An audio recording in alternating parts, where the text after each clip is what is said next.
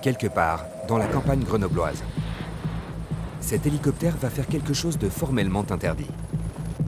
Décoller sous une ligne à très haute tension de 225 000 volts. Si le pilote s'approche à moins de 7 mètres de cette ligne, il risque de provoquer un arc électrique. Son appareil sera aussitôt carbonisé. La mission qu'il s'apprête à effectuer est donc extrêmement dangereuse. En France, ils ne sont que 12 pilotes à être formés pour pouvoir voler dans de telles conditions.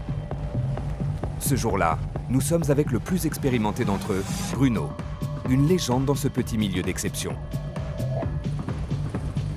Pendant 1 heure, son équipage et lui vont narguer la mort en frôlant ces lignes à haute tension.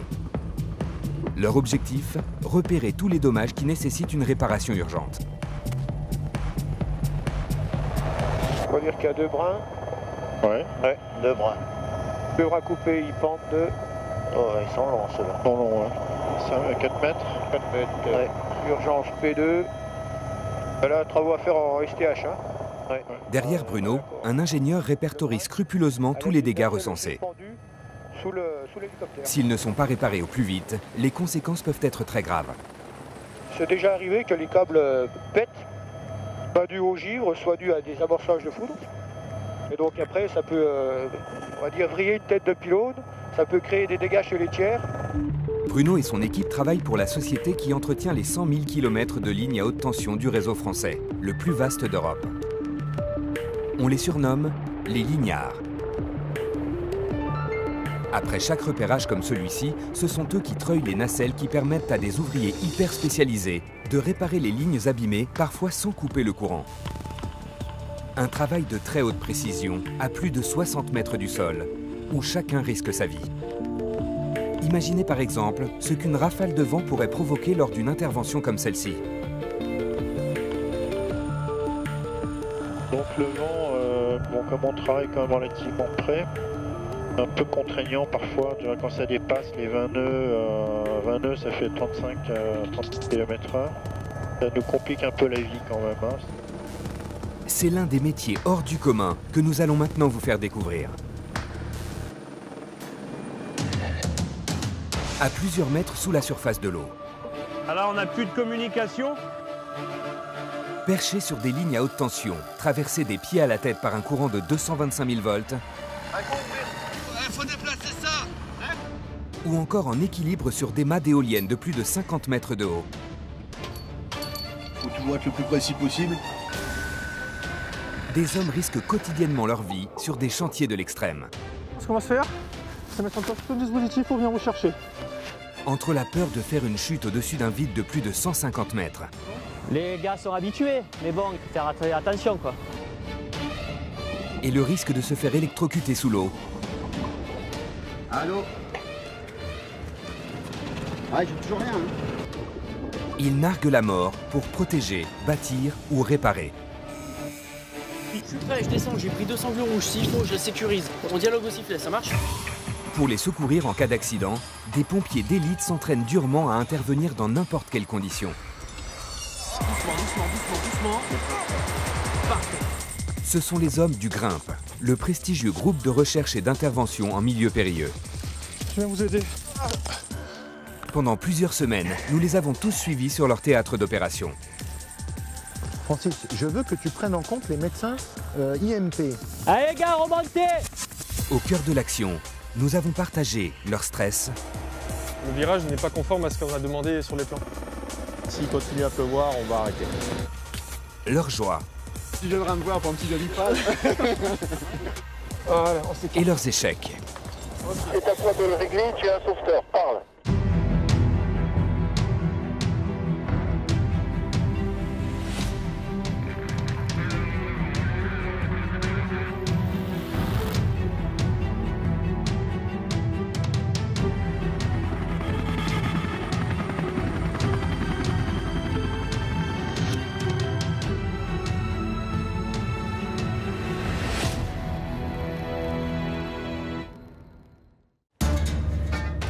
Ce matin-là, c'est équipé de sa nacelle d'intervention que l'hélicoptère des Lignards va décoller dans quelques minutes.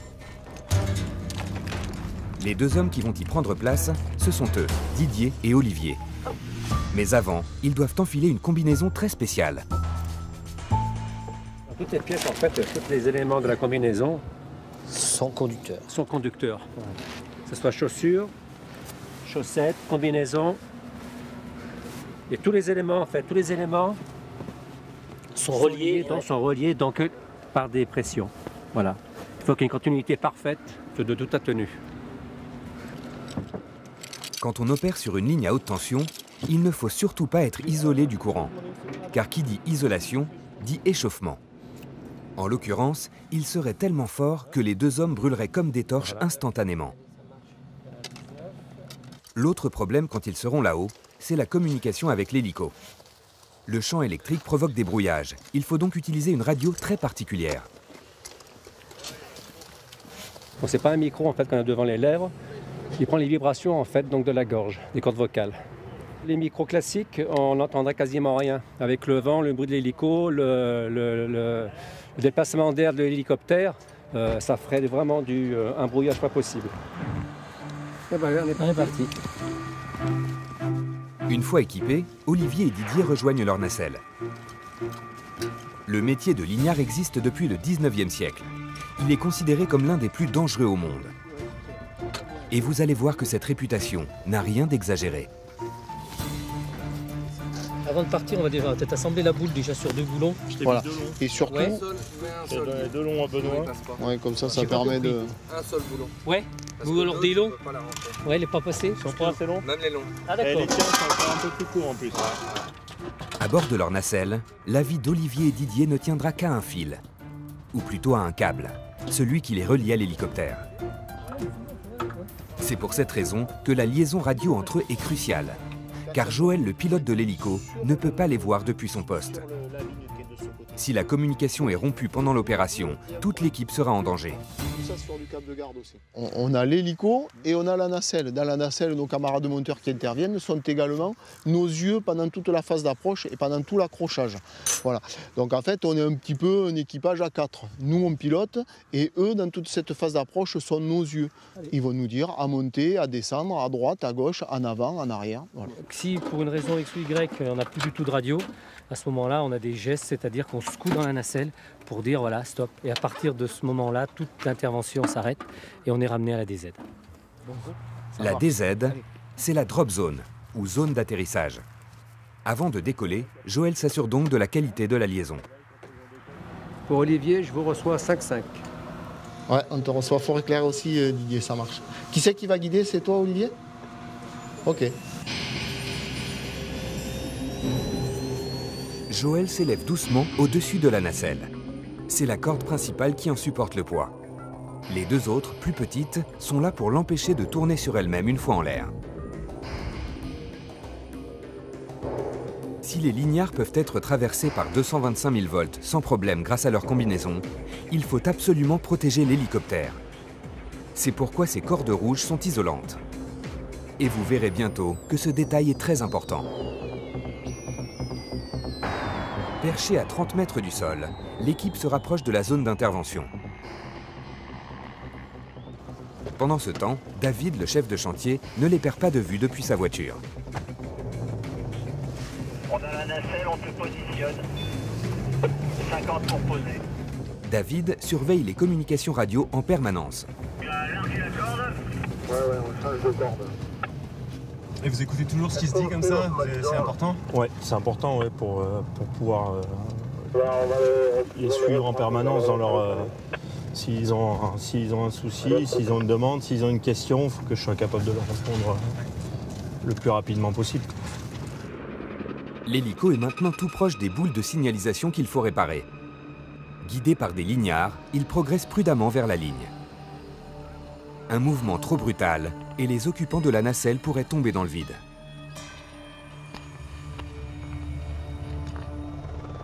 Au sol, David suit l'opération avec la plus grande attention. La réparation en cours est d'une importance capitale. Ces boules, elles servent à quoi? Elles servent à baliser la ligne pour que les avions de l'aéroport qui n'est pas très loin puissent voir le cheminement des câbles. C'est pour ça qu'on parle de boules anti-collision.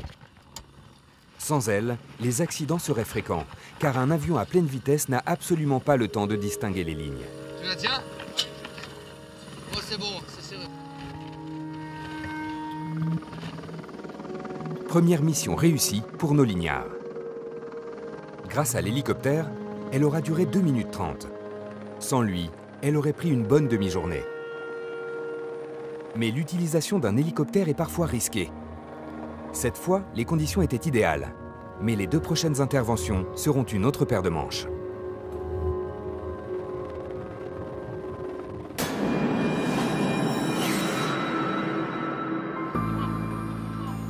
La rade de Cherbourg est le second plus grand port artificiel au monde. Un port qui menace aujourd'hui de s'effondrer et de disparaître entièrement sous les eaux. Depuis quelques semaines, des hommes travaillent d'arrache-pied pour éviter le pire. Si vous ne les voyez pas, c'est normal. Car sur ce chantier hors du commun, tout se passe à 5 mètres sous le niveau de la mer.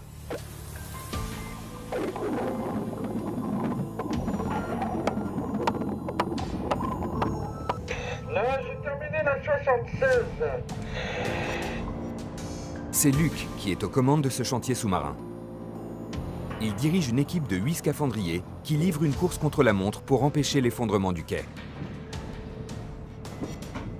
Là, ici, on est au quai de Normandie. C'est une configuration un peu particulière. Ça, c'est en métal.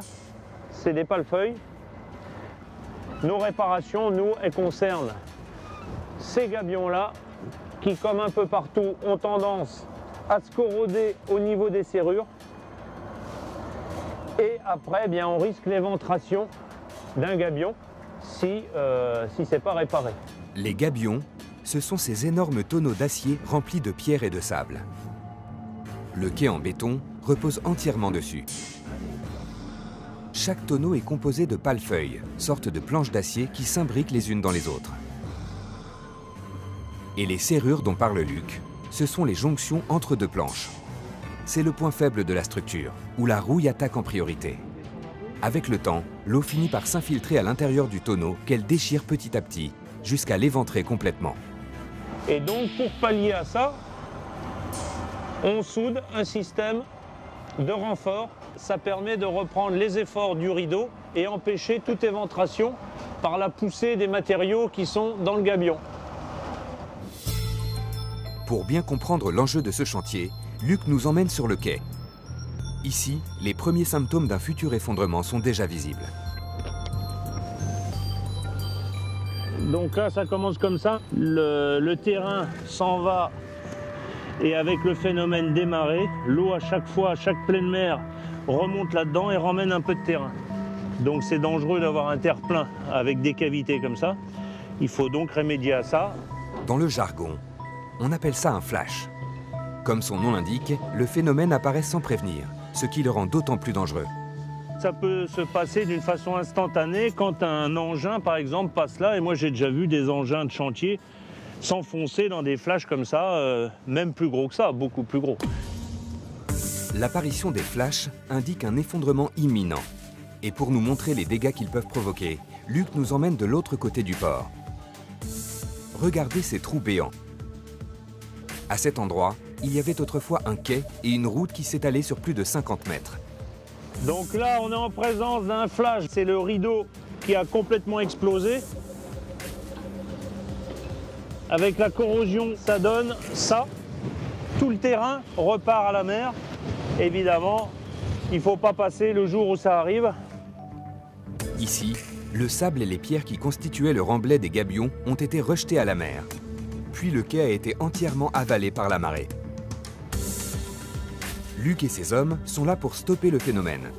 Sans eux, tout le quai est condamné. Le problème, c'est qu'ils doivent intervenir à 5 mètres de profondeur, là où les pale-feuilles sont en contact permanent avec l'eau de mer qui les ronge progressivement.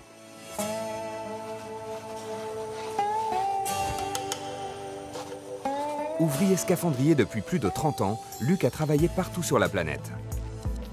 Contrairement aux plongeurs autonomes, les scaphandriers travaillent en combinaison sèche et peuvent rester plusieurs heures sous l'eau.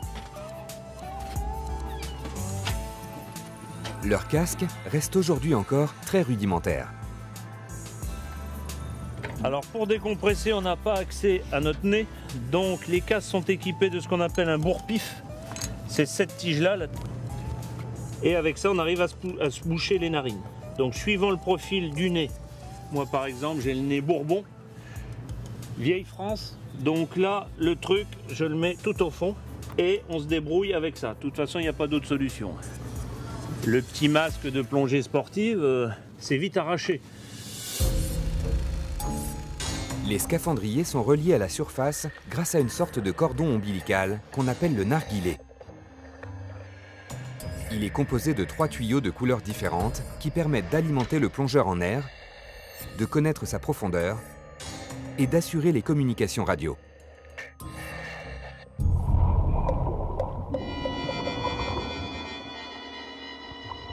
Avant la prochaine plongée de son équipe, Luc nous propose d'effectuer un repérage sur le chantier.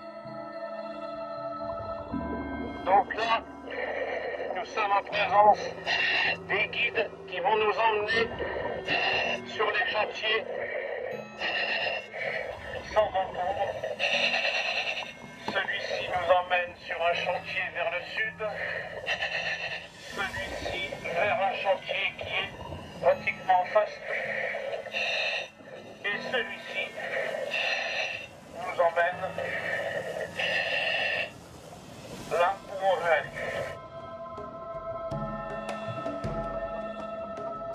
Luc doit parcourir une 50aine de mètres pour rejoindre le chantier. Il surnomme cette zone le champ de mines, car les destructions de la Seconde Guerre mondiale ont laissé des pierres saillantes et des fers forgés un peu partout, très dangereux pour son narguilé. Difficulté supplémentaire, la visibilité n'excède pas quelques dizaines de centimètres. Un simple coup de palme sur la vase, et il n'y verra plus rien du tout. Luc doit donc progresser très prudemment. Là, c'est des fers à béton. Encore des fers à béton. Voilà, le responsable. Dans cet environnement hostile, Luc prend le temps de tester régulièrement la résistance de son narguilé. Si le cordon s'en mêle autour d'un débris, il risque de l'endommager, voire de provoquer un éboulement. La plongée serait immédiatement compromise.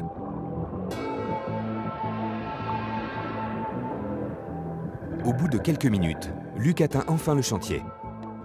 Pour faciliter notre tournage, nous avons éclairé les lieux. Dans la réalité, la zone est beaucoup plus sombre.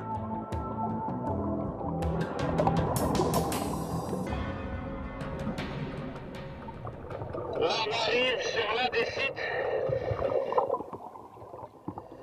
Voilà notre cathédrale de renfort. Ici, on voit bien qu'il n'y a plus de serrure et que le gabion est prêt à s'éventrer. Là, on peut voir les anodes qui protègent les réparations.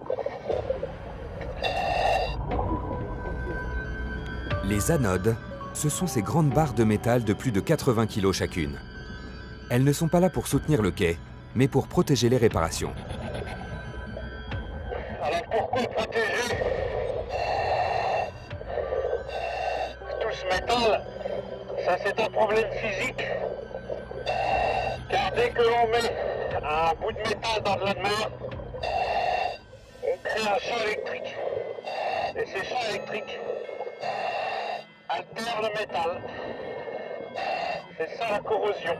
Donc, grâce aux anodes, le courant électrique passera par un chemin préférentiel à travers les anodes. Et c'est les anodes qui s'useront au lieu que ce soit nos réparations. Au total, Luc et son équipe doivent souder 770 renforts sur les gabions, puis poser 1250 anodes dans une eau à 7 degrés. Un travail de titan sans lequel les 120 mètres du quai sont condamnés.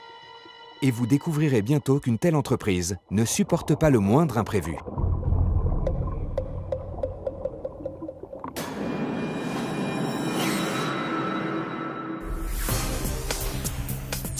En 2014, la France comptait plus de 1200 éoliennes raccordées au réseau électrique. Ces structures gigantesques qui transforment l'énergie du vent en énergie électrique, c'est le grand défi du XXIe siècle. Chaque année, plus de 500 nouvelles éoliennes sortent de terre. Parmi ces chantiers titanesques, celui des Montagnes Noires, dans la forêt du Languedoc-Roussillon. Ici, une soixantaine d'ouvriers travaillent nuit et jour. Leur mission, ériger 26 éoliennes de 130 mètres de haut en moins de 7 mois.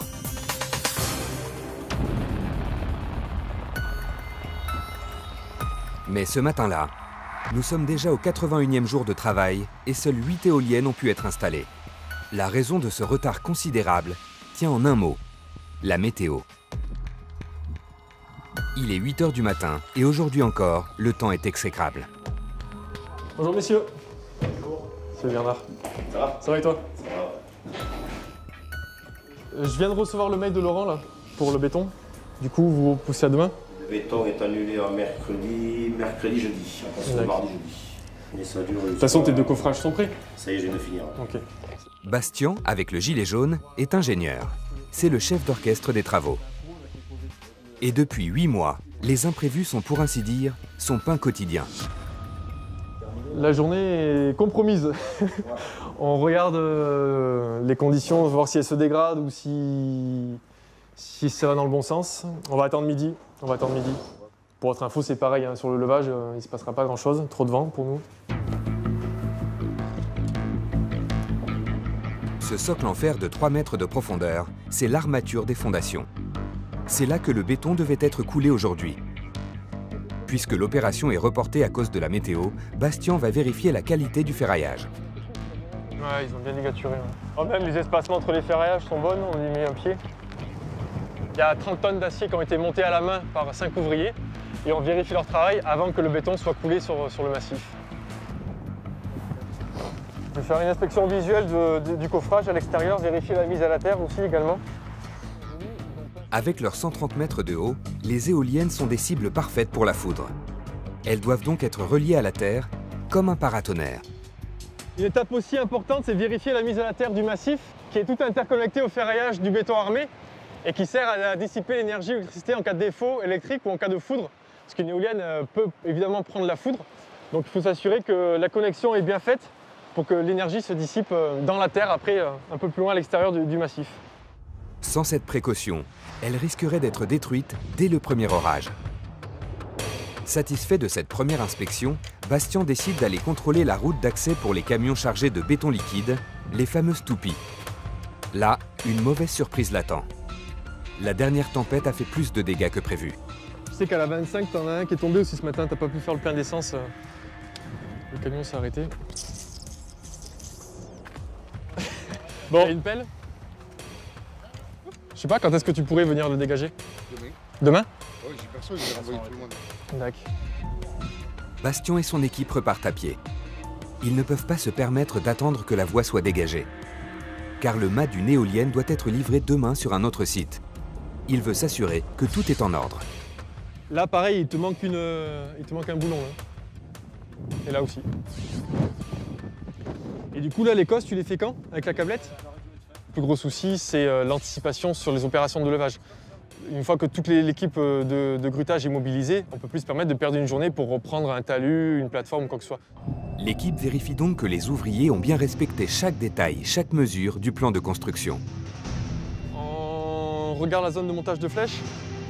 La flèche, dans le jargon de la construction, c'est le bras de la grue qui posera le mât sur les fondations. Elle mesure près de 100 mètres de haut. Bastien vérifie qu'elle pourra se déployer correctement. Allez, tac, il manque un petit mètre. 100 mètres comme ça? Ouais. Quand la flèche est couchée, il y a à peu près 100 mètres de flèche. Donc, il faut anticiper la position de la flèche et lui laisser suffisamment de liberté pour permettre son montage plus facilement. Des arbres à couper, une zone de montage de grue trop courte. Bastien va de surprise en surprise. Et la prochaine ne va pas le rassurer. Ce camion qui doit livrer une partie d'un mât fait plus de 50 mètres de long. Et Bastien vient juste de réaliser qu'il ne pourra pas manœuvrer pour livrer sa pièce au bon endroit. Aujourd'hui, dans l'état actuel, mais les convois ne seront pas rentrés en marche avant. Le virage n'est pas conforme à ce qu'on a demandé sur les plans. Il y a une zone de retournement, comme les convois n'arrivent pas à tourner pour entrer directement sur la plateforme, il y a un aménagement qui est fait pour que les convois rentrent en marche avant dans la forêt et rentrer sur la plateforme en marche arrière. Il manque jusqu'au passage musée, il manque quelques mètres et élargir notamment le virage. Cette erreur pourrait bloquer les travaux une journée entière et retarder encore un peu plus le chantier. Il faut donc régler le problème au plus vite. À l'autre bout du chantier, l'information a déjà circulé. Des camions sont immédiatement chargés de gravier pour agrandir la route. 30 tonnes de cailloux sont ainsi déversés sur le sol, sous le regard attentif de Bastien. Puis les rouleaux compresseurs entrent en action pour aplanir la route. Grâce à la vigilance de Bastien, tout sera prêt à temps pour accueillir la grue. La partie la plus complexe du chantier va enfin pouvoir commencer.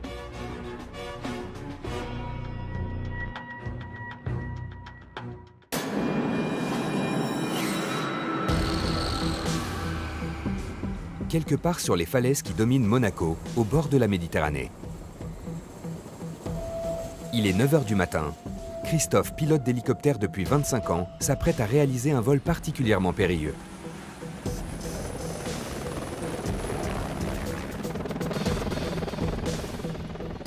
Sa mission, livrer ce gigantesque filet métallique de plus d'1 tonne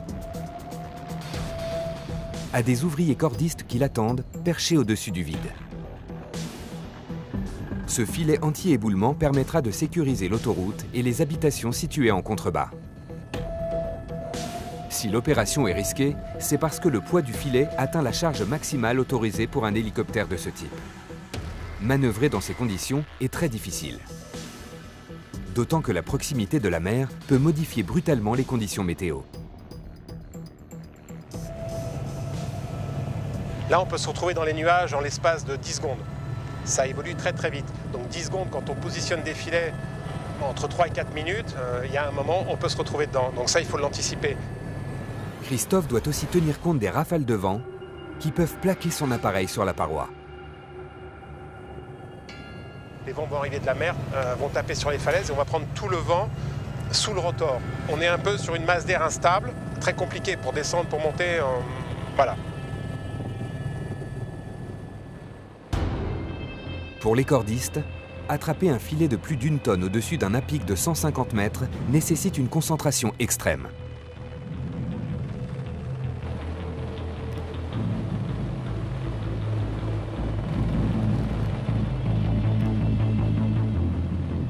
Dès que le filet est fixé à un premier mât, l'hélicoptère se retrouve prisonnier. Si une rafale le déstabilise à ce moment-là, c'est la catastrophe.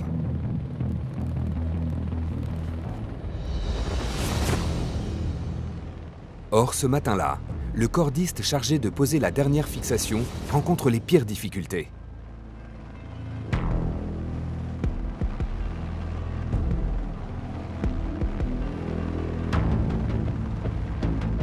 Dans son appareil, Christophe est tendu. Il doit être précis au centimètre près.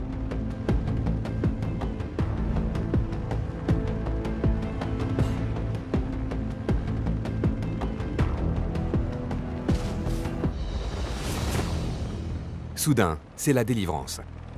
L'opération est réussie. Une fois son appareil décroché, Christophe peut rentrer charger le filet suivant.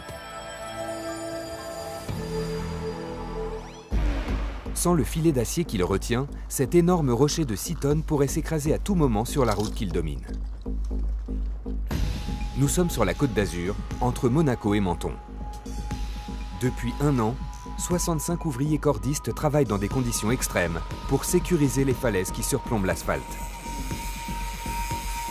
Encordés à plus de 150 mètres au-dessus du vide, ils installent ces impressionnants filets de protection métallique capables de stopper l'équivalent d'un bus lancé à plus de 90 km/h.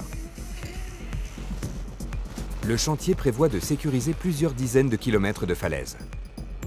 La vie des milliers d'automobilistes qui empruntent quotidiennement cette route n'est pas le seul enjeu de cette mission protection sans précédent. Des centaines d'habitations sont elles aussi menacées.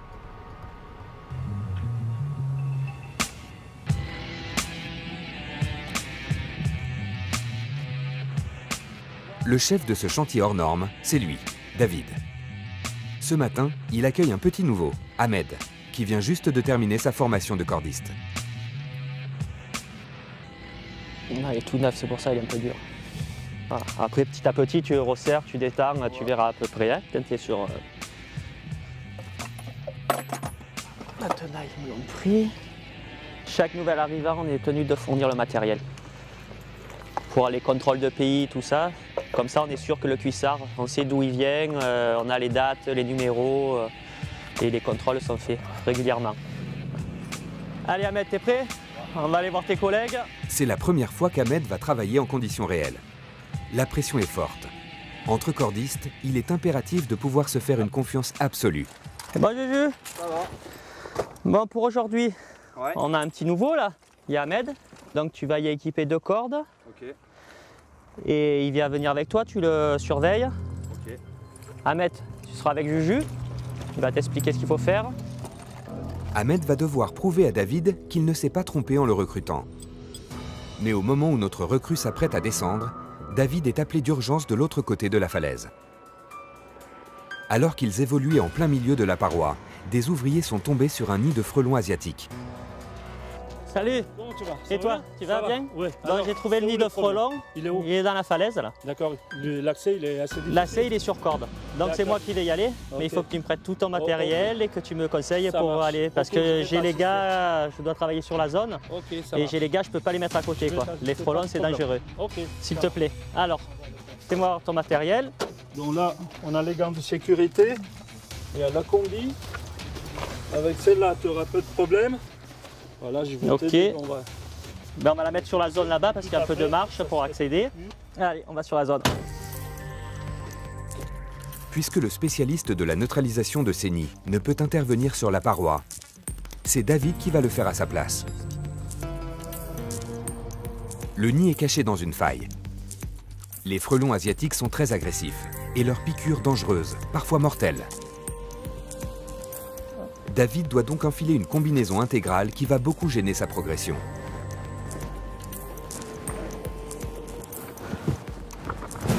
Il ne voit pratiquement rien. Un assistant doit le guider depuis le bas de la paroi.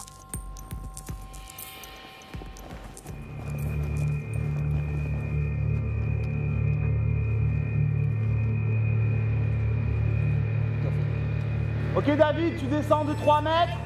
Et 1,50 m ou 2 mètres à ta droite. Et tu seras dessus. David a pris avec lui une bonbonne de produits toxiques. Il doit l'injecter à l'intérieur du nid, sous les yeux du spécialiste qui contrôle l'opération. De plus en plus dans la région, depuis quelques années, ils ont envahi le territoire, on va dire. Ah oui. Et ils sont souvent perchés sur les cimes des arbres, sur les parois, sur les falaises, dans les endroits inaccessibles.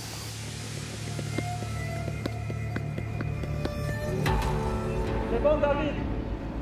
Ça suffit là? C'est bon? Oui, oui. Après plusieurs pulvérisations, David redescend.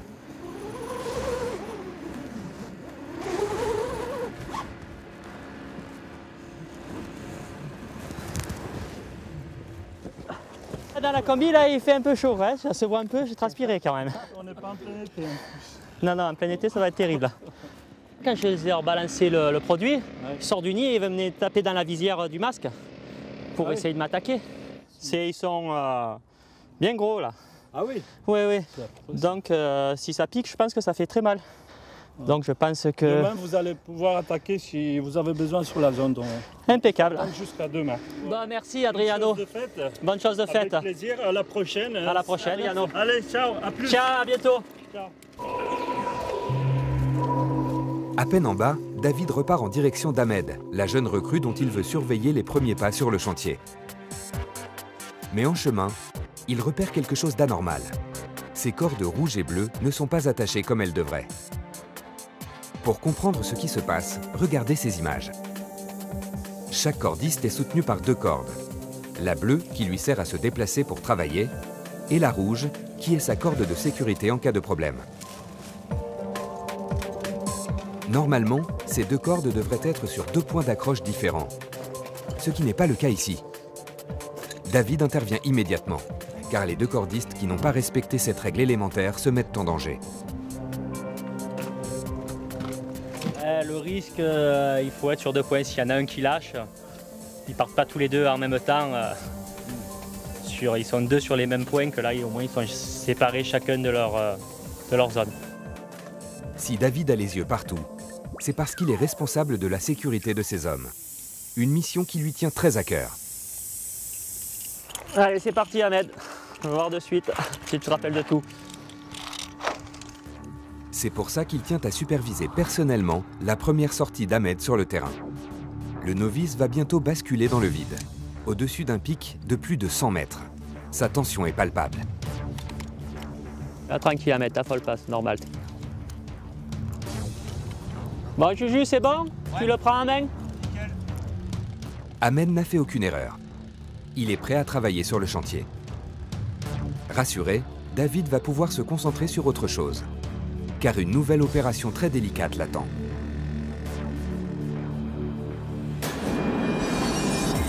Scaphandrier qui plonge en eau trouble pour sauver un port du désastre. Sans communication, s'il a le moindre problème, on ne le saura pas. Lignards qui interviennent à 30 mètres du sol, pendus à un hélicoptère et traversés par un courant 1000 fois plus puissant que notre électricité domestique. Il faut être vigilant en permanence, quoi. Ou encore ouvriers cordistes qui défient le vide pour sécuriser nos falaises. Attends Bernard, attends. Tous ont un point commun. Ils risquent leur vie sur des chantiers particulièrement dangereux. Tu te lâches surtout pas de ce bout-là puisque c'est la zone où il n'y a le plus de ferraille. On a autre chose à faire que de renvoyer le plongeur secours. En France, il n'existe qu'une seule unité d'élite pour les secourir en cas d'accident. Cos, on procède à la descente du sauveteur. Vous allez découvrir la formation de ces pompiers, capables d'intervenir n'importe où, n'importe quand. On accompagne la civière, on la met au plus près du véhicule.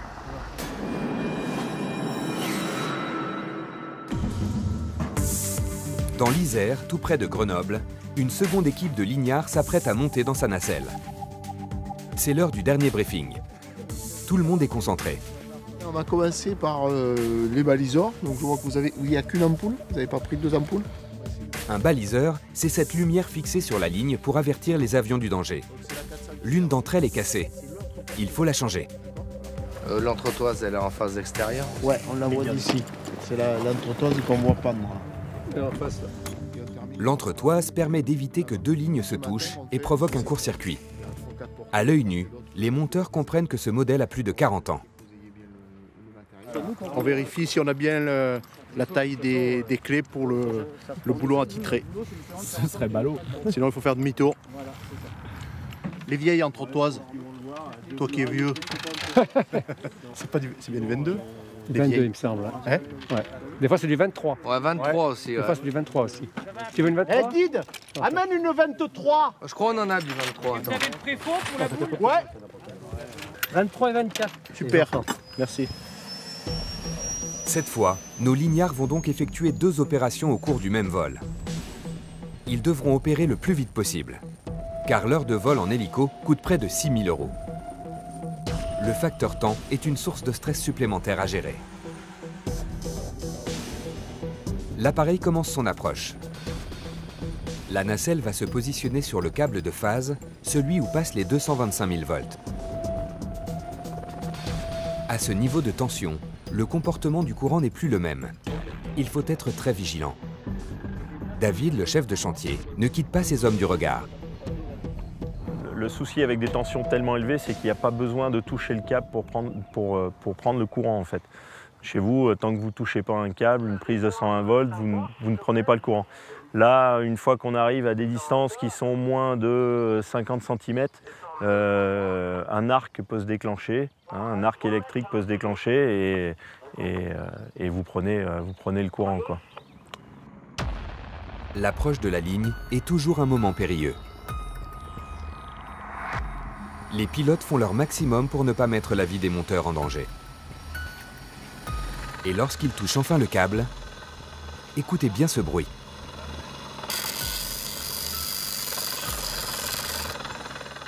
Ces éclairs entre la ligne et la nacelle sont produits par un courant 1000 fois plus puissant que notre courant domestique.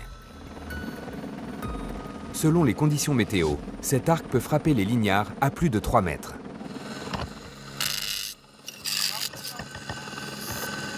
Les deux hommes sont maintenant traversés par le courant. La réparation commence aussitôt. Ils vont pas. Ils rentrent pas. Quoi? Le diamètre. Merde. Force-le. Il y a un problème. La nouvelle ampoule s'adapte mal au vieux support. Mais les deux hommes s'obstinent et prennent des risques incroyables. Faut déplacer ça. Faut déplacer ça. La nacelle penche de plus en plus. Si l'hélicoptère remonte brutalement, les lignards peuvent glisser. Heureusement, ils sont retenus par leur baudrier. Les minutes passent. Le kérosène de l'appareil est calculé au plus juste. Il faut réussir. Sinon, l'équipage devra effectuer une nouvelle rotation. Ça y est, l'ampoule s'allume enfin. L'opération est un succès. Mais il faut maintenant remplacer l'entretoise cassée à quelques dizaines de mètres de là. Là encore, l'opération est difficile. Nos lignards doivent opérer sur ces deux portions de câble en même temps. Or, chacune d'elles pèse près de 10 tonnes. Réussir à se placer juste en dessous est un vrai défi. Surtout quand la fixation refuse de céder, grippée par l'usure et les variations de température. Tu as un écoutier? Une fois de plus, nos deux lignards s'obstinent. Mais cette fois, la durée du vol n'est plus le seul enjeu. Le ciel devient de plus en plus menaçant à l'horizon. Une grosse averse approche rapidement. Au sol, David est déjà sous la pluie. Il s'inquiète pour ses hommes. Vu le ciel au loin, j'ai pas bon espoir là. Voilà, donc s'il continue à pleuvoir, on va arrêter. Dès qu'il arrive, on prend les cordes, on les replie vite. Hein? Heureusement, les lignards finissent enfin par remplacer l'entretoise. Il était temps. Les cordes qui relient la nacelle à l'hélicoptère commençaient à s'humidifier. C'est un cas de force majeure. Le risque, c'est qu'elle devienne plus isolante et que l'électricité remonte jusqu'à l'hélicoptère. C'est fini pour aujourd'hui. Continuer dans de telles conditions serait suicidaire. Surtout que la dernière mission qui attend nos lignards est encore plus dangereuse que les précédentes.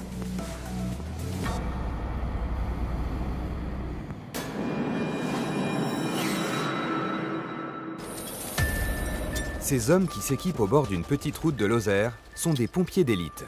Ils font partie d'une unité spéciale, le GRIMP, ou groupe de recherche et d'intervention en milieu périlleux. Deux cordes de 50 statiques et une corde de 100 statique. Si un accident grave se produit sur un chantier à haut risque, ce sont eux qui interviendront. Ils sont capables de sauver n'importe qui, n'importe où. Est-ce que quelqu'un m'entend? Au secours! On arrive, monsieur. Ça va, monsieur? Pendant une semaine, nous avons suivi une session de formation des chefs d'unité du GRIMP, présents dans 88 départements. Traction. Halte. Le lieutenant Pourchaud leur a concocté un programme spécial pour les entraîner à sauver des vies dans des situations toujours plus complexes et stressantes. Ouais. Sur les pieds, baisse un peu les pieds, un peu les pieds. Halte. Nico. Oui. Attention aux pieds. Oui. Faut passer les pieds sous le tuyau. Oui. Donc quand on descend la victime. Ces contextes sont comparables à ceux que l'on peut trouver sur des chantiers hors normes. Pour travailler dans les conditions les plus réalistes possibles, chaque situation d'exercice que vous allez voir a été décidée au dernier moment. Les hommes du GRIMP n'ont donc aucun moyen de se préparer à l'avance. Le premier de ces exercices se déroule sur un chantier d'élagage, dans un camping public. Un bûcheron spécialisé dans les coupes dangereuses a dérapé à plus de 10 mètres de haut. Il est retenu par son harnais de sécurité. J'ai mal! J'ai mal au genou! Le premier pompier arrivé sur les lieux est un homme de la caserne la plus proche. Vu la difficulté de l'opération de secours qui se profile, il a immédiatement appelé le GRIMP en renfort. Docteur! Lorsque le grimpe arrive sur les lieux 10 minutes plus tard, le chef d'unité doit évaluer la situation le plus vite possible. Alors, le monsieur, ça fait combien de temps qu'il est là? Ah bah là, ça fait au moins bien 3 quarts d'heure, le temps qu'on arrive et tout. Il est là? Il est là-haut, là, tu vois, à peu près 10 mètres. Ouais. C'est impossible nous de l'atteindre. Hein. Ce qu'on va faire déjà, c'est que je vais envoyer un équipier là, clac, qui va monter là-haut pour le sécuriser, ok? Ah mais il y a le Toubib qui est là, superbe. Ok, le Toubib. Tu fais le point avec le Toubib? Ouais, ok. Un premier sauveteur monte immédiatement vers la victime. Sa mission, évaluer si elle peut être évacuée ou s'il faut d'abord la médicaliser. Je suis là, monsieur. Vous tenez encore un petit moment, j'arrive. On est là. Les minutes passent. La victime donne de plus en plus de signes d'épuisement. J'ai plus de force dans les bras. Je tiens plus. Je suis là, monsieur. Elle peut s'évanouir à tout moment. Mais si le sauveteur se précipite, il prend le risque de se mettre lui aussi en danger. Vous avez le genou coincé dessous, là? Là-bas, mon genou! Ne bougez pas. Je viens vous aider. Le sauveteur du grimpe progresse difficilement, alors que dans le même temps, les plaintes de la victime lui mettent de plus en plus de pression. Oh, j'ai trop mal au genou, non, ça fait trop mal. En bas, le chef d'unité a choisi un mode d'intervention. Il rend compte au lieutenant Pourchaud, qui a imaginé cet exercice. Je vais frapper une poulie en partie haute le plus rapidement possible, ok. Déjauger le gars et le descendre. D'accord. Mais la victime a reçu pour instruction de simuler un début d'évanouissement pour accentuer la difficulté de l'exercice. Monsieur? Monsieur? Vous m'entendez? La situation s'aggrave. Le chef d'unité doit revoir ses plans. La victime a tellement mal qu'il faut d'abord la soulager avant de procéder à son évacuation. Fred? Oui? On va te faire passer une corde sur laquelle tu pourras te faire hisser du matériel. Reçu. C'est juste cette petite seringue que tu auras juste à déclipser et oui. Tu lui mets dans la bouche, tu pousses. Ça c'est possible. C'est tout. C'est d'accord? possible. Donc c'est très simple. Dans l'urgence, le médecin généraliste qui accompagne le grimpe a décidé d'administrer une dose de morphine à la victime. Pour le confort du patient, parce que c'est quand même la priorité, j'ai proposé une sédation voilà, orale. Ça va mettre sous la langue, hein, c'est de la morphine. Ça arrive, monsieur, là. Vous avez entendu, les collègues sont en train de vous monter un calmant pour soulager votre douleur. Au bout de quelques minutes, la morphine produit son effet. La victime souffre moins, mais il faut continuer de lui parler pour éviter qu'elle ne s'endorme. Ce qu'on va se faire, c'est mettre en place tout le dispositif pour venir vous chercher. Vous cherchez, on s'occupe de vous au niveau de votre blessure, d'accord? Je vous demande de rester avec nous, continuez de parler. Grâce à la morphine, la victime peut être manipulée par les hommes du grimpe en toute sécurité. Elle finit même par s'endormir. Mais une fois accrochée aux cordes qui la descendent, elle ne court plus aucun risque. On engage le brancard. L'exercice se termine officiellement lorsque l'équipe médicale réceptionne la victime 2 heures après que l'alerte a été donnée. On libère la victime. Dis donc, oh putain. Tu viendras me voir pour un petit doliprane. L'exercice est un succès. Les hommes du grimpe ont parfaitement réussi ce premier test. Mais leur décontraction ne va pas durer. En s'inspirant des 5000 interventions que cette unité d'élite effectue chaque année en France, le lieutenant Pourchaud a imaginé d'autres scénarios qui vont mettre leurs nerfs à rude épreuve.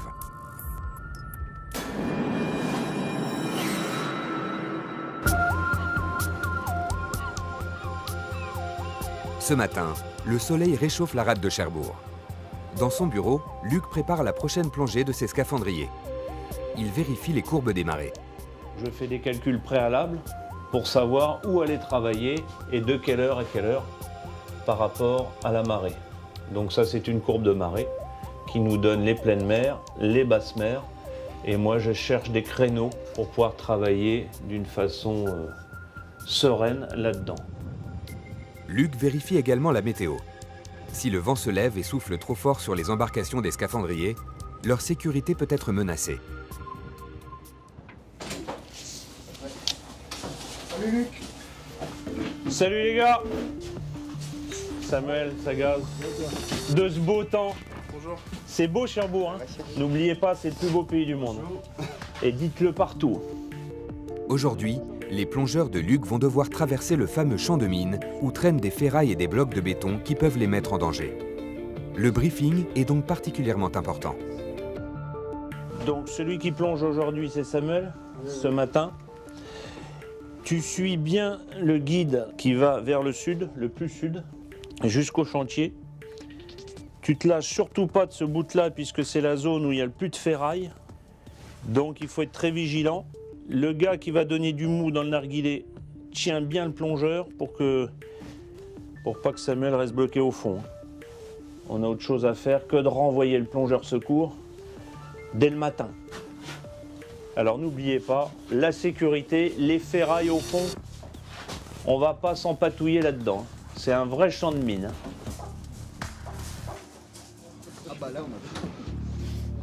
Avant chaque immersion, l'équipe de Luc suit le même rituel et vérifie point par point son matériel. Heureusement pour eux, les tenues modernes des scaphandriers sont beaucoup plus confortables et plus faciles à enfiler que celles de leurs aînés.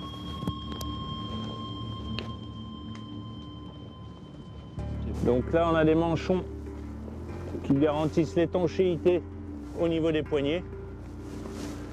Là, on a une fermeture étanche. Et là, on a une collerette pour l'étanchéité du cou. Collerette qu'on inverse. Comme ça, quand le scaphandrier envoie de l'air par l'inflateur, la tenue se gonfle et plaque la collerette en haut. Ça lui permet de régler sa flottabilité. C'est un peu la gestion d'un petit sous-marin. L'expression petit sous-marin signifie bien ce qu'elle veut dire. Une fois équipés, les hommes de Luc ne peuvent plus manœuvrer comme ils veulent. À force de cumuler des petits problèmes, ça peut finir par en faire un gros. Donc c'est pour ça qu'on a toujours plusieurs plans de secours en cascade. Il y a 3 plans de secours pour l'alimentation en air. Il y a de quoi voir venir. Ça permet de faire remonter le gars. Toujours la sécurité. Pour éviter les drames, la vérification du matériel se fait toujours à 2 minimum. Il ne faut prendre aucun risque. Donc il nous reste à vérifier l'éclairage. Sur un chantier comme ça, c'est indispensable car dès qu'on est sous le quai, on est dans le noir total. L'éclairage, c'est bon. On a le couteau, ça peut toujours servir. Le casque.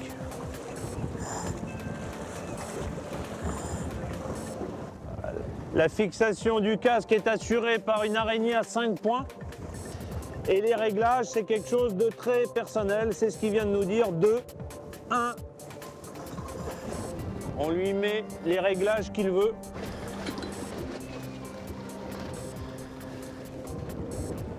Essai de l'inflateur. Ça marche. Par précaution, un plongeur de secours se tient toujours prêt à intervenir sur l'embarcation. Si son binôme rencontre le moindre problème, il plongera immédiatement à son tour.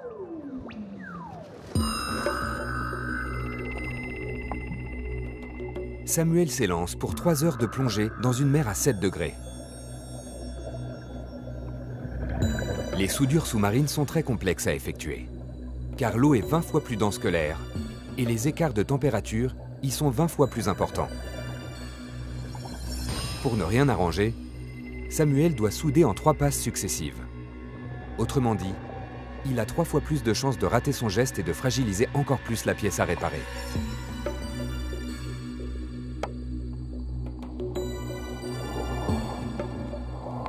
Une fois sur place, il commence par frotter le renfort à souder.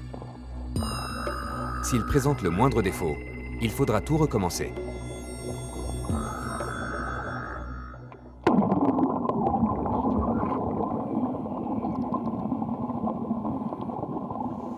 Là, j'attaque la 60... j'ai terminé la 76. Ok, je la coche. Là, qu'est-ce que vous faites exactement, là, Luc, avec ce... Alors là, le plongeur, au fond, il a une ardoise qui ressemble à ça, mais il ne peut pas pointer toutes les pièces qu'il soude. Parce que comme les pièces se chevauchent, on est obligé de faire un empilage chronologique en partant du bas jusqu'en haut. Donc là, c'est un deuxième contrôle que je fais derrière lui. Pour des raisons de sécurité, chaque plongée dure 3 heures maximum. S'il ne fait aucune erreur, un scaphandrier expérimenté comme Samuel soudera jusqu'à 7 renforts de 8 kg chacun. Tu peux y aller là, sur la 77, et puis après tu restes au même niveau, je pense, jusqu'à la fin de ta plongée. Là, il y en a un paquet à faire. Là. Tu feras attention à la position de la masse, là tu te débrouilles pour pas être entre la masse et le porte-électrode, hein. Tu redéplaces la masse. Reçu? La masse, c'est cette pince métallique que l'on voit ici. L'eau est un excellent conducteur, et cette masse permet d'isoler le scaphandrier. À une seule condition. Il ne doit jamais se retrouver entre cette masse et son fer à souder. Sinon, il risque de se faire électriser. Sur un tel chantier, les soudures s'enchaînent si rapidement qu'une faute d'inattention est vite arrivée. Une électrisation n'est pas seulement dangereuse pour le plongeur. Elle peut aussi endommager sa radio.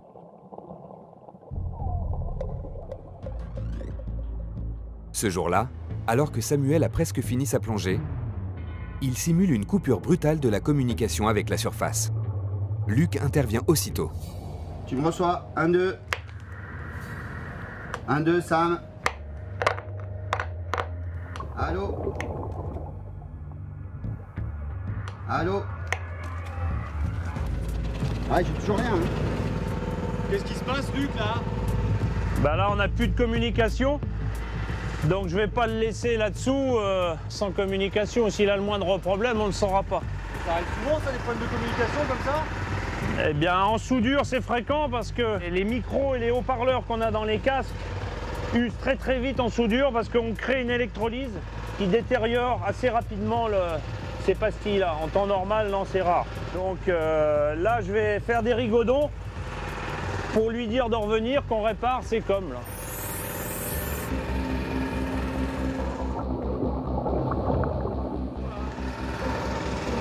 Alors ça, c'est un code ancestral des scaphandriers. Les scaphandriers n'ont pas toujours eu.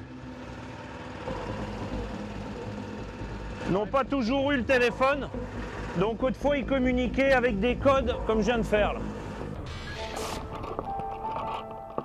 Sous l'eau, Samuel a compris le code qui lui ordonne de regagner la surface. Il quitte le chantier. Sa journée s'arrêtera là. Mais la mission des scaphandriers soudeurs est loin d'être terminée. Il leur faudra encore plusieurs semaines de travail, dans le froid et l'obscurité, pour sécuriser entièrement la rade de Cherbourg.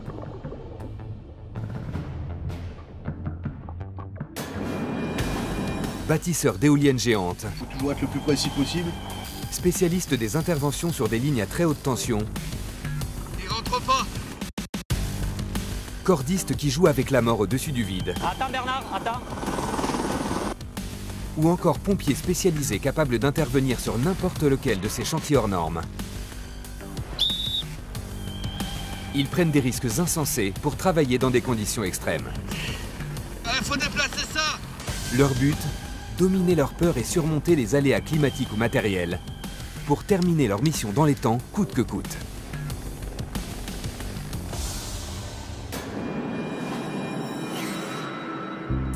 Quelque part sur les hauteurs de Grenoble, à l'entrée d'une carrière. Il est 8 h du matin. C'est là que notre équipe de Lignard s'est donné rendez-vous pour entamer sa prochaine mission dans la région. Sans doute la plus périlleuse. Car cette fois, ils vont intervenir au-dessus d'une route très fréquentée. Le risque de provoquer un accident de la circulation sera maximum. C'est pour ça qu'ils vont devoir opérer en coordination avec les services de l'équipement et de la voirie. Tandis que l'hélicoptère s'envole vers son objectif avec la nacelle et les 2 monteurs à bord, David remonte dans sa voiture pour gérer l'opération depuis le sol. C'est lui qui fera le lien avec les employés de l'équipement. Là, on va aller se mettre en surveillance sous l'intervention, parce qu'on est à la pointe d'une route où il y a quand même pas mal de passages. On va arriver sur le lieu d'intervention, ils vont nous mettre le balisage en place et on pourra travailler.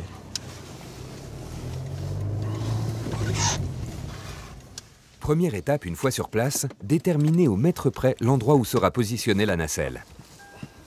On va regarder tout de suite.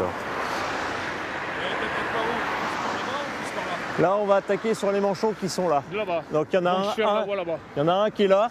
Ouais, il y en a un qui est plus au milieu en gros. Ouais, qui est là. Et les 2 autres, ils sont là-bas, ouais. On attaque là-bas. Ouais, on attaque là-bas, ouais. Il faut impérativement ralentir et dérouter les véhicules qui passent en dessous.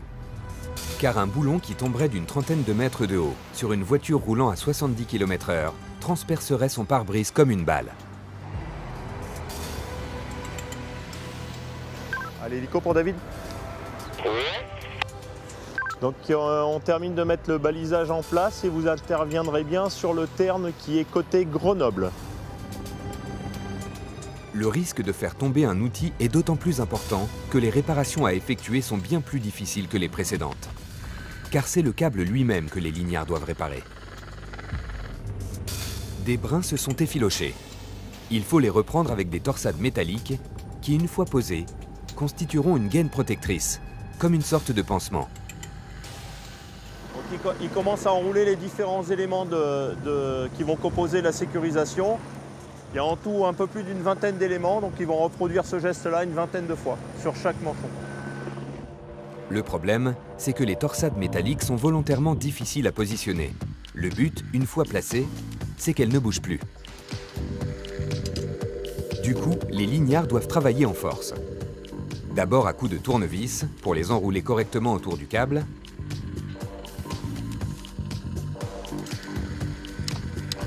Puis c'est carrément à coups de marteau que les deux hommes achèvent leur travail. C'est le seul moyen d'appliquer correctement la gaine de torsade sur la ligne endommagée. Si l'hélicoptère ne reste pas parfaitement stable, le lignard peut laisser tomber son marteau sur les véhicules qui passent juste en dessous. Heureusement, les hommes sont rompus à ce type de manœuvre. L'opération est une fois de plus un succès. Ok, super les gars, bon boulot, hein, c'est bien fait, nickel, super. Vous arrivez à voir là la qualité du travail? On arrive à voir du sol si ça avait été mal fait, les brins ne seraient pas plaqués comme il faut et on verrait le jour à travers et ça voudrait dire que le travail il serait à reprendre, quoi. Là c'est parfait, on voit tout est bien plaqué, tout est lisse, c'est nickel, du beau boulot. C'est fini pour aujourd'hui. Chaque année, les 60 lignards et leurs 11 hélicoptères réparent des milliers de kilomètres de lignes à haute tension. Un savoir-faire réputé dans le monde entier qui s'exporte maintenant au-delà de nos frontières.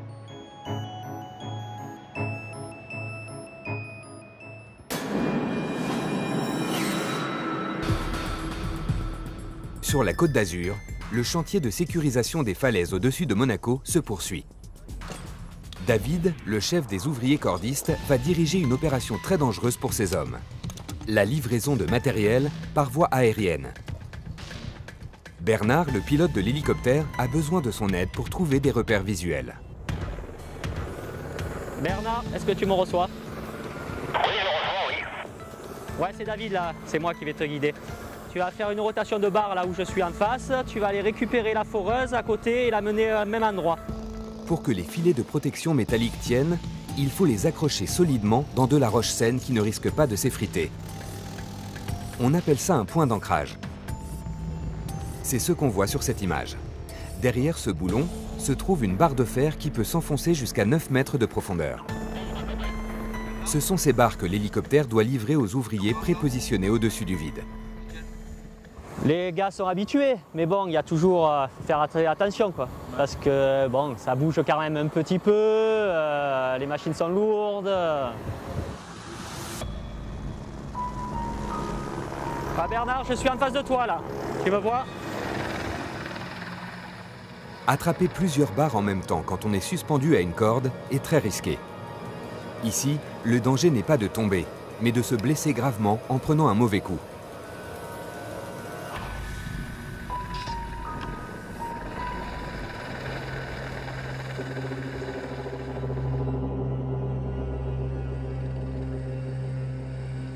Et ce n'est rien à côté de ce qui attend nos cordistes. Car l'hélicoptère repart immédiatement pour aller chercher la foreuse. Une machine de plus de 400 kg qu'il doit décrocher d'une paroi avant de la redéposer sur une autre. Attends Bernard, attends. Ouais, c'est bon. Le pilote doit absolument éviter les mouvements brusques qui feraient tanguer la foreuse de plus en plus fort. Descends un peu Bernard, descends. Au bout de son filin, elle se transformerait alors en arme redoutable contre les cordistes. Un minuscule choc avec cette masse d'acier en suspension pourrait leur frapper la tête et les tuer net. Tant que l'outil n'est pas définitivement posé, la vie des deux hommes est en danger.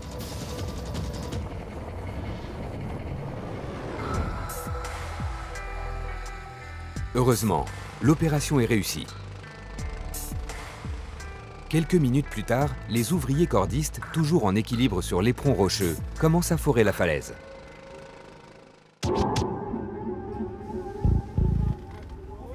Une fois les barres de fer enfoncées dans la paroi, il faut les bloquer en vissant un écrou sur une plaque.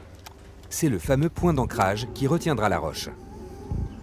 Et quand ça ne suffit pas, on ajoute des câbles qui ceinturent le rocher suspect, voire des filets métalliques. Cette opération périlleuse, c'est le travail d'Ahmed, notre jeune recrue qui vient d'arriver. Bon Ahmed, ouais. Ça va? Ouais, ça va. Vu ça va, il t'explique correctement? Non, franchement c'est nickel quoi. Il me met en confiance, il me met à l'aise. Ouais, voilà, il faut pas avoir peur de poser des questions. Hein. Tu sais pas, tu demandes. Ouais, je demande à chaque fois. Hein? On sait pas, tu demandes. Bon Juju, alors ça se passe comment? Bah écoute, nickel hein. Pour sa première intervention en paroi, pas question de laisser Ahmed seul. Les risques d'accident sont trop importants. Terminé. Ouais, je vois ça, ça a l'air pas mal. Il reste les 8 ancrages qu'il y a là, à mettre les plaques et les boulons.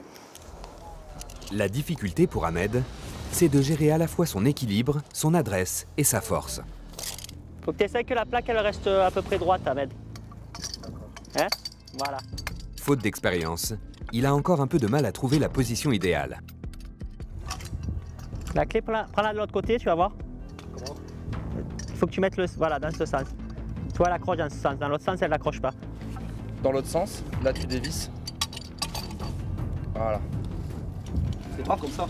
Bon, on met un petit coup. Elle a pris un peu. Ouais, non, mais c'est bon. Elle est juste un poil, mais c'est pas non plus. Serrer des boulons au-dessus du vide, avec la crainte permanente de perdre sa clé à molette ou de se blesser avec. Ahmed se souviendra longtemps de son baptême du feu. Normalement, c'est max là. Ouais, allez, c'est bon là. Ouais, c'est bien.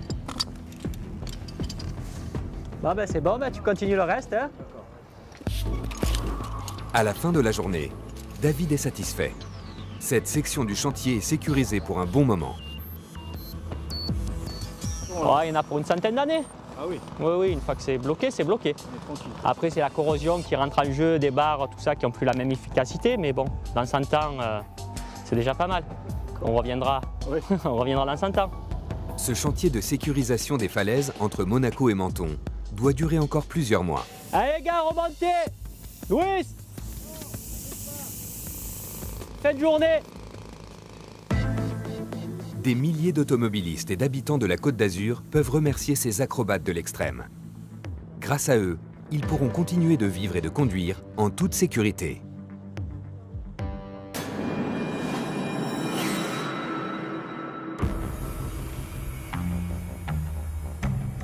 En Lozère, un nouvel exercice commence pour le grimpe. Cet ouvrier cordiste vient de faire une chute alors qu'il travaillait sur cette paroi verticale de 40 mètres. Il était seul en repérage. Heureusement, il a pu avertir les secours avec son téléphone portable. C'est une intervention en milieu périlleux. Le CODIS, ou Centre opérationnel départemental d'incendie et de secours, a donc mobilisé les pompiers du grimpe sans attendre. D'accord. On y va? La victime se trouve dans un endroit très difficile d'accès, à une vingtaine de minutes de marche du parking. Mais l'hélicoptère de secours n'est pas disponible. Alors pour gagner du temps, une première équipe part aussitôt sur les lieux avec 2 médecins. Donc toi, tu te concentres sur la partie et le secteur que je te donne, d'accord? Et ensuite, je te tiendrai informé des moyens éventuels qui vont se présenter en renfort sur place, d'accord? Okay, ça marche. Voilà. Cette fois, les sauveteurs n'ont pas de contact visuel immédiat avec le blessé, invisible au fond du canyon. Cette difficulté va considérablement déstabiliser l'équipe du grimpe. C'est justement le but recherché.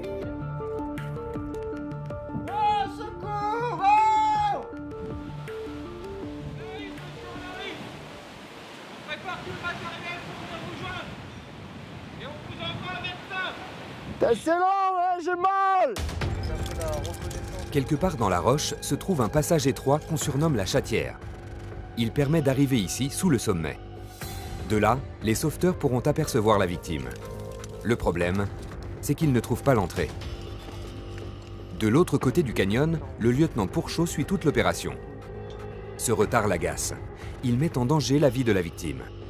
Si elle souffre d'une hémorragie interne, il peut même la tuer. Ouais, y a quelqu'un!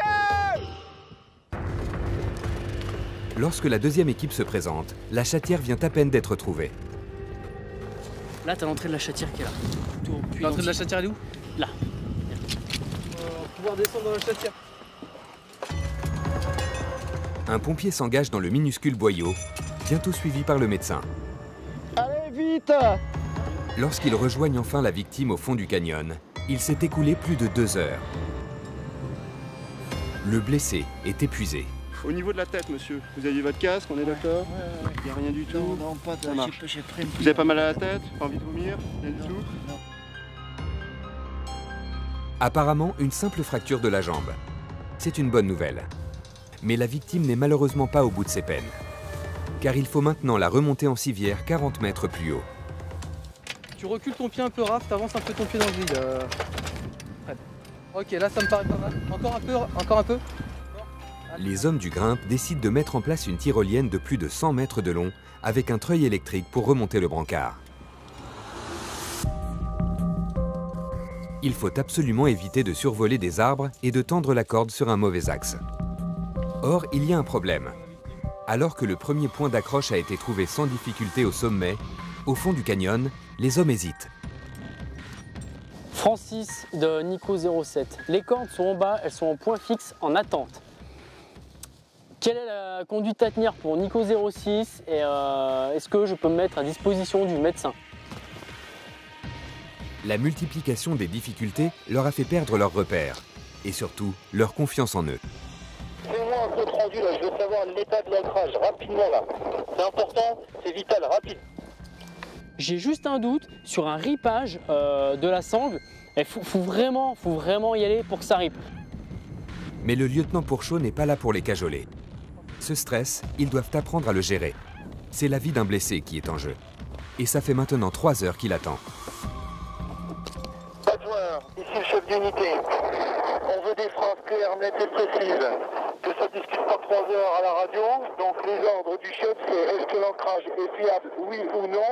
Le réglage de la sangle, c'est à toi de le régler, tu es un sauveteur. Parle. Ah, bien reçu, donc l'ancrage est fiable et je ferai le concept d'amarrage dans une configuration optimale. Heureusement, cette douche froide sera la dernière. Une fois la corde de la tyrolienne solidement fixée au sol, le plus dur est fait. Écarte-toi, voilà. Allez, tiens, prends la blanche, je prends la rouge. Voilà. C'est bon, ok, attention pour lever, levez. Posez. Bien protégé et médicalisé dans la civière, l'ouvrier cordiste blessé est remonté lentement, en toute sécurité. Ok, on va reculer les pieds au maximum pour être plus petit. Voilà. Bouge pas.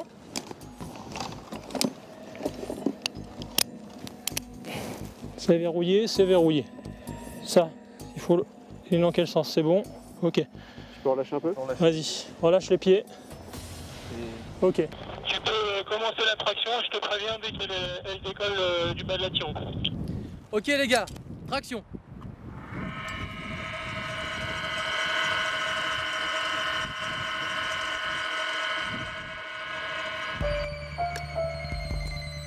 Au total, l'exercice aura duré plus de 4 heures. T'es à fond là? C'est trop, mais ces hommes ne sont pas au bout de leur formation. Tu laisses faire le chef.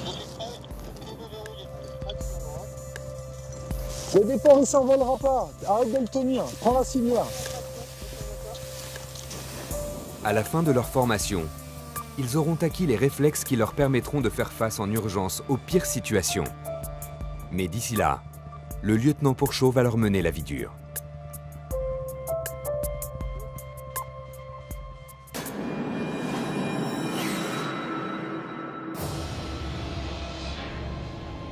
Sur le chantier du parc éolien de Sambrès, une nouvelle étape cruciale commence. Nous sommes au 82e jour de travaux. Il est 4 h du matin. Aujourd'hui, le programme est très chargé. Les ouvriers vont d'abord bétonner l'armature des fondations de la 10e éolienne, puis ils enchaîneront avec le montage de la 9e. Le bétonnage des fondations est une opération délicate. Plus de 600 tonnes de béton doivent être déversées en à peine 6 heures. Si le matériau est mal coulé, les 200 tonnes de l'éolienne pourraient s'effondrer au premier coup de vent. Plus concentré que jamais, Bastien supervise toute l'opération. Le laborantin a prélevé un peu de béton depuis une toupie et rempli 9 éprouvettes qu'on va tester en laboratoire dans les jours à venir. À 7 jours, 14 jours et 28 jours, c'est la norme du béton, pour s'assurer que le béton a la résistance qu'on lui demande. Ce test permettra donc de vérifier la qualité du béton dans la durée. Mais dans l'immédiat, il faut agir vite. 2 heures après le début des travaux, les ouvriers déversent déjà la seconde couche de béton sur l'armature. Puis ils mélangent les deux avant que le matériau ne commence à se rigidifier. Ça permet d'homogénéiser le béton, ensuite de retirer les bulles d'air qui auront pu être emprisonnées lors de la mise en place du béton. Et voilà, bien mélanger le ciment, l'eau et les cailloux. Jusqu'au petit matin, un balai ininterrompu de toupies s'active autour des fondations.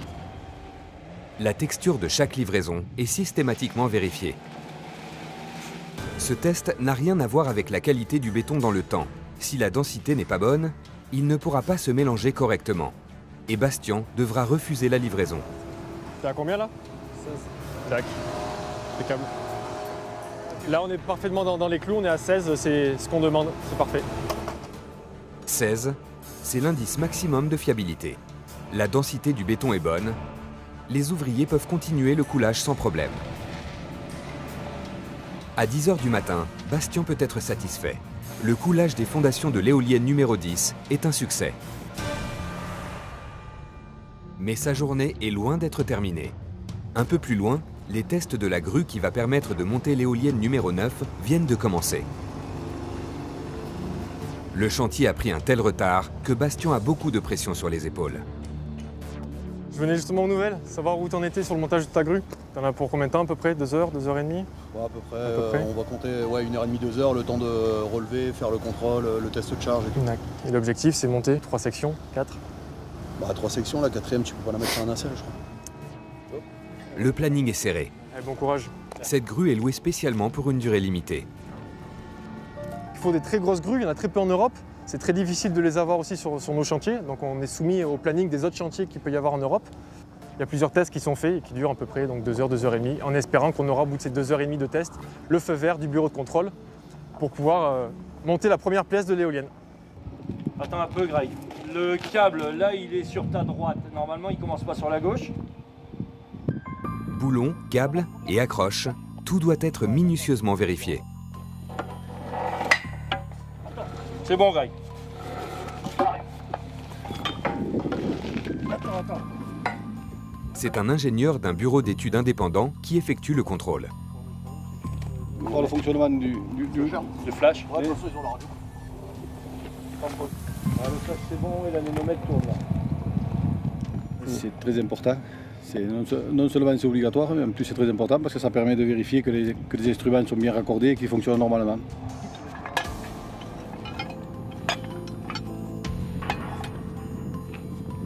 Vas-y, tu peux commencer à lever. Fais attention. Bon. 2 heures et demie plus tard, le feu vert de l'ingénieur tombe enfin. L'immense grue de plus de 100 mètres de haut est levée. C'est le signal qu'attendent les camions pour apporter les segments de l'éolienne sur le site. Les tubes du mât sont assemblés comme des Legos sur plus de 85 mètres de haut. Aujourd'hui, c'est Greg qui est aux commandes. Depuis sa cabine, il peut positionner des éléments de plus de 40 tonnes au centimètre près.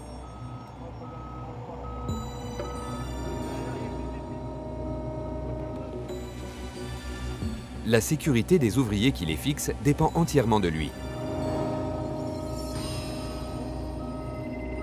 Un mouvement de trop et l'un d'entre eux peut se faire fracasser le crâne.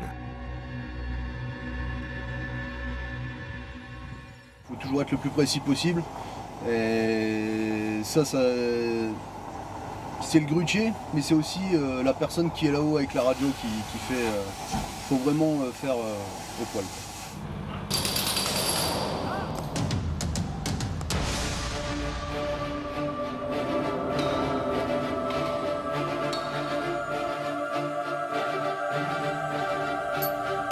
Ok.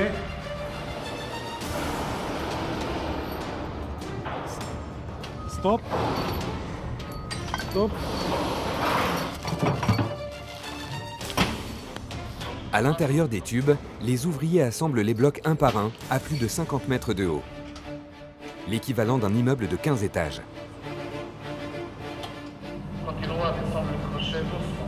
Top, top, top, top. Une fois le mât terminé, il faut encore hisser la nacelle. C'est la partie centrale de l'éolienne, à l'intérieur de laquelle se trouve le générateur qui transforme l'énergie du vent en électricité. C'est l'élément le plus lourd et le plus compliqué à monter. À ce moment-là, les ouvriers assembleurs sont particulièrement exposés. Il faut savoir que la nacelle, elle fait 70 tonnes, la grue fait à peu près 700 tonnes.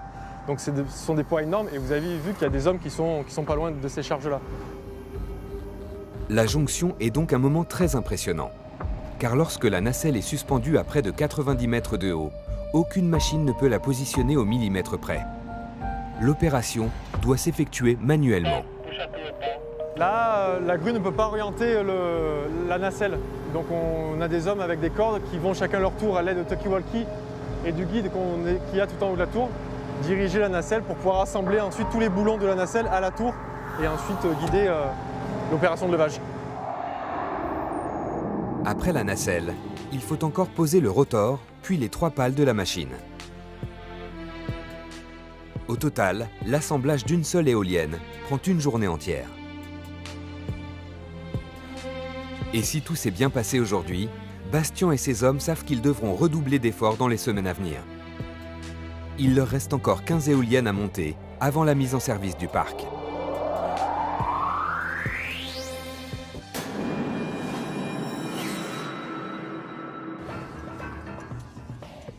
En Lozère, il est 22 h lorsque les hommes du Grimpe sont appelés pour un accident de la route.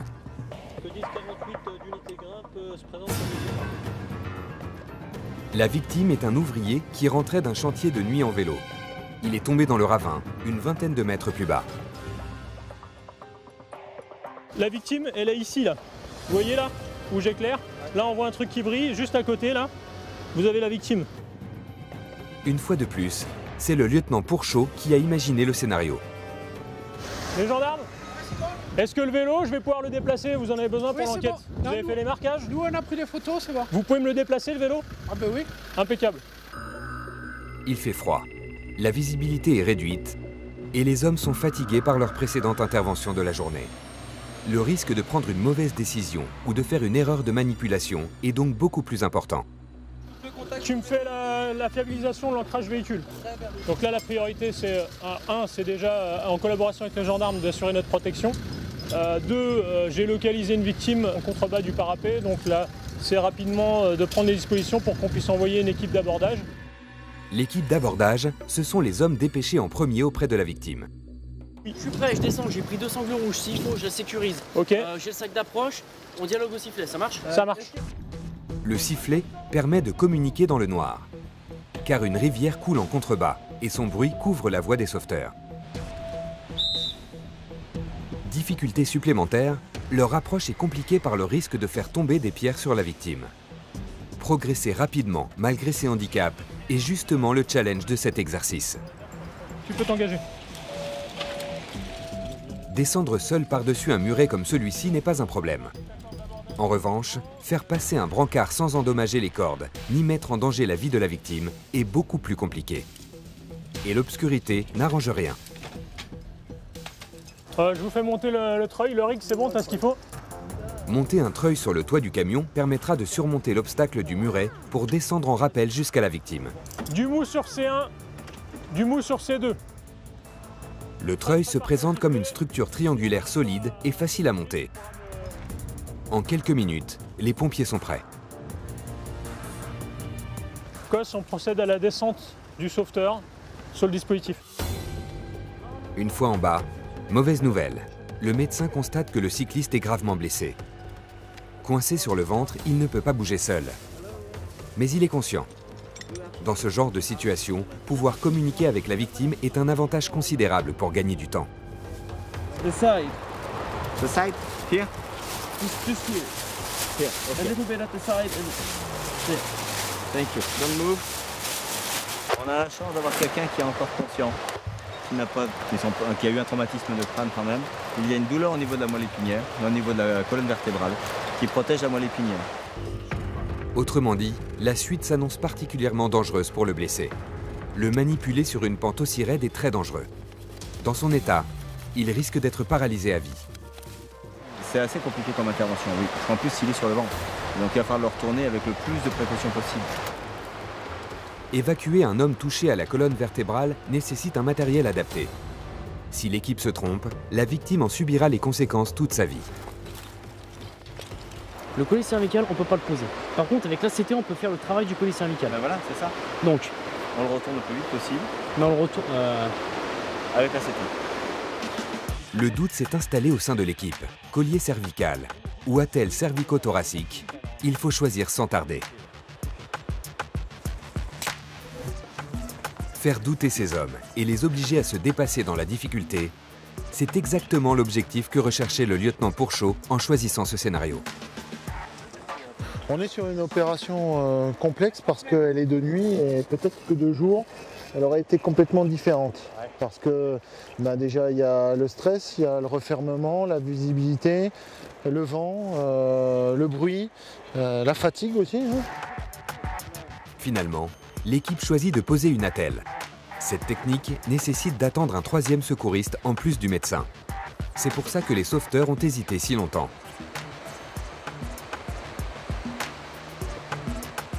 Prêt ? Prêt. Attention pour tourner. Tourner. Ensemble, ils doivent poser l'attelle, retourner le blessé, puis le déposer délicatement dans la civière. C'est bon ? Ouais. Ok, frère. Doucement.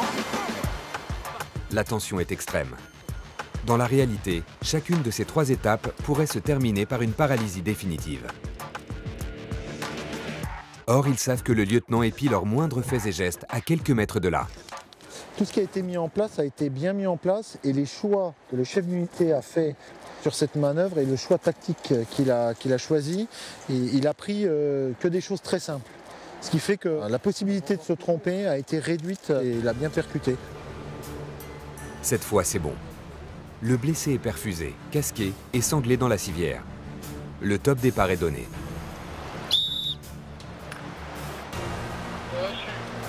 On ralentit légèrement la montée de la civière là. Grâce au treuil déporté sur le toit du camion, il suffit d'un sauveteur pour remonter la civière. Mais le danger n'est pas écarté pour autant. Jusqu'au sommet, le secouriste peut glisser et la civière se retourner brusquement. Passe ta jambe. Ok. Passe ta deuxième jambe. Attends. Attendez, passe ta jambe. On accompagne la civière, on la met au plus près du véhicule. C'est la 3e intervention de la journée. Et les futurs chefs d'unité du Grimpe ont bien mérité un peu de repos. Comme eux, 150 membres de ce groupe d'élite viennent se former dans la région chaque année.